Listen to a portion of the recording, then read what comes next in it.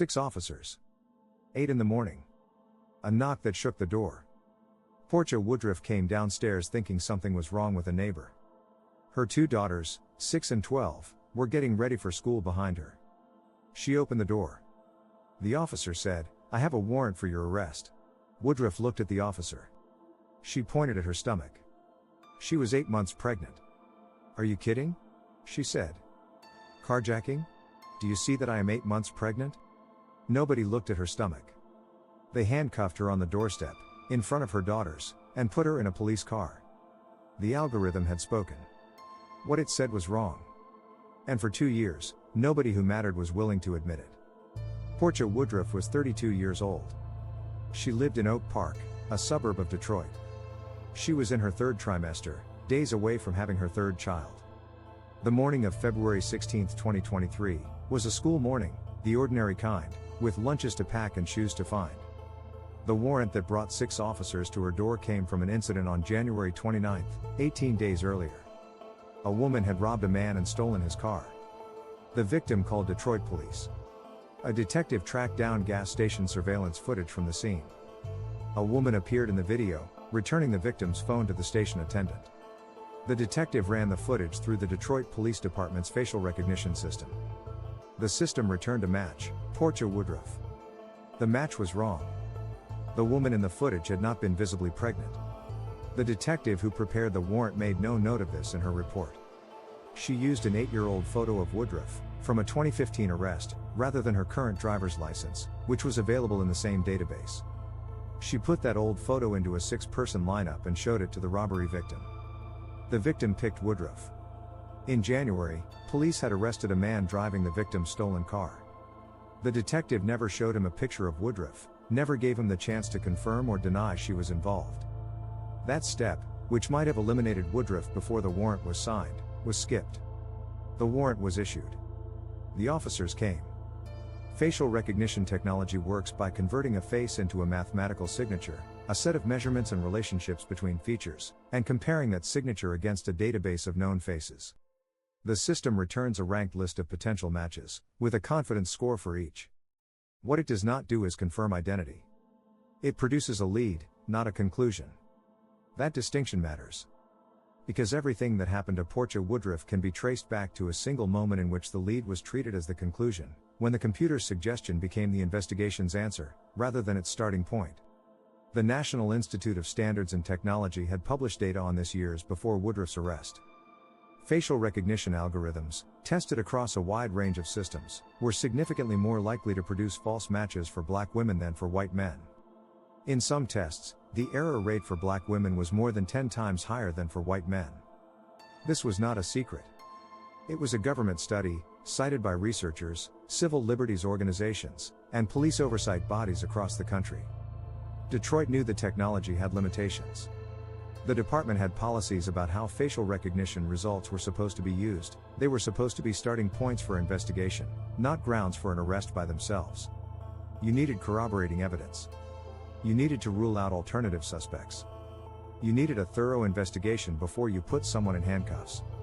Those policies existed because of what had happened to Robert Williams 3 years earlier, a man arrested in his own driveway in 2020, also based on a facial recognition error, also in Detroit, also a black man the system had misidentified from a grainy surveillance image.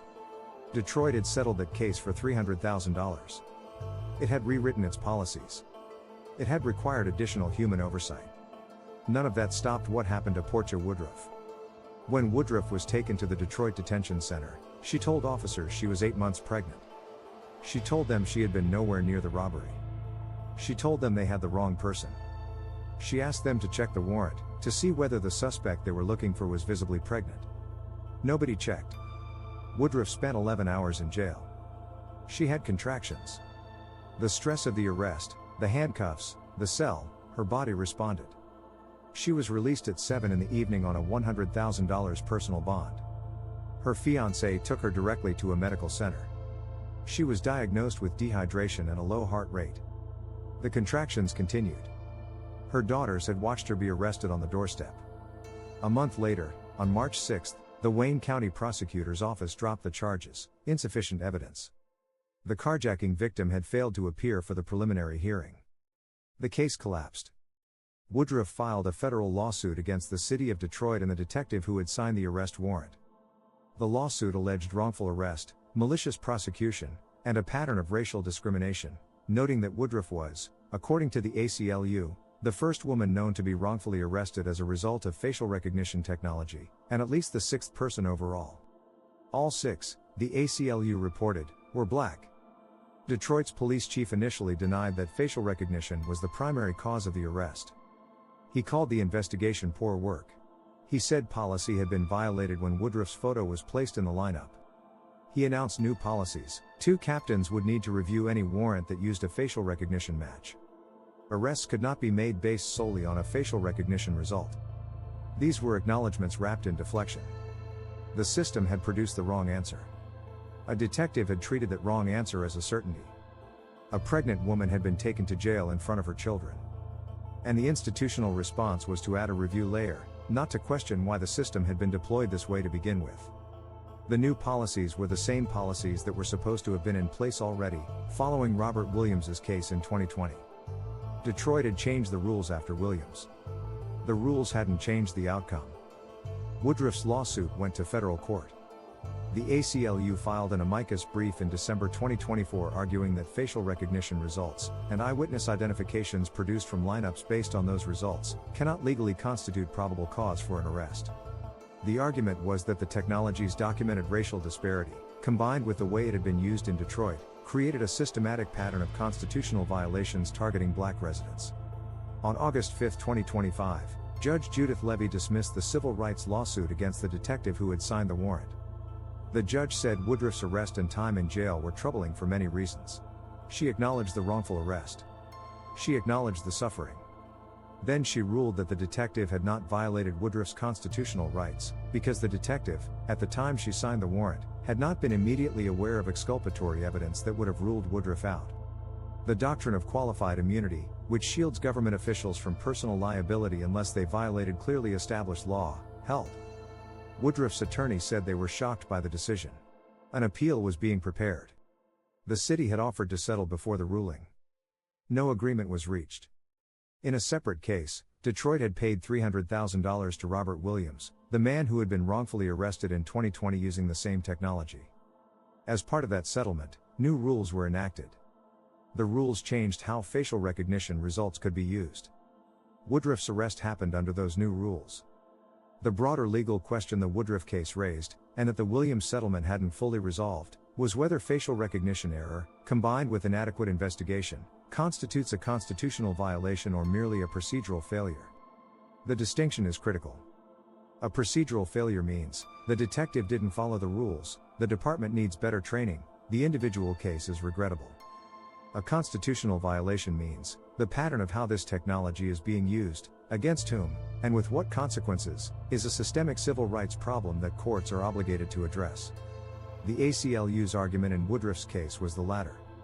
That facial recognition technology, applied without adequate safeguards in a majority black city, and consistently producing wrong results that harm black residents, was not a series of individual mistakes. It was a pattern that reflected a deeper problem about whose safety and whose rights are protected by the systems cities choose to deploy. Judge Levy's ruling, that qualified immunity applied because the detective had not knowingly violated clearly established law, addressed the narrower question. It said nothing about the broader one. The broader one is still in the courts. It is still in the streets. It is still on the doorsteps of houses in Oak Park, Michigan, where mothers are getting ready to send their daughters to school. They won't make arrests from lineups generated by facial recognition searches. They require 2 captains to review any warrant connected to a facial recognition match. This is the policy as of 2025. The technology is still running. And the gap between what the policy says and what actually happened to Porcha Woodruff is the gap that qualified immunity fills. Officers operating in good faith, following procedures as they understood them, are insulated from liability even when those procedures produce demonstrably wrong results. The system failed. The person who operated the system failed. The consequences fell on the person who was 8 months pregnant, in handcuffs, on her front doorstep. That is not a legal technicality. That is a description of how accountability is structured in this country when AI gets it wrong. Porcha Woodruff lost a federal lawsuit over her own wrongful arrest, also in Detroit, Also based on facial recognition. Her arrest had happened under the new rules that followed Williams's case. New rules. Same outcome. Same technology. Same city. The pattern does not care about the paperwork. Porcha Woodruff's daughters watched their mother get arrested on a school morning. Her youngest was born weeks later. She has spent 2 years in federal court trying to hold someone accountable for 11 hours in a jail cell and contractions that shouldn't have happened. A judge said the arrest was troubling, and then dismissed the case. The detective who signed the warrant still works for the Detroit Police Department.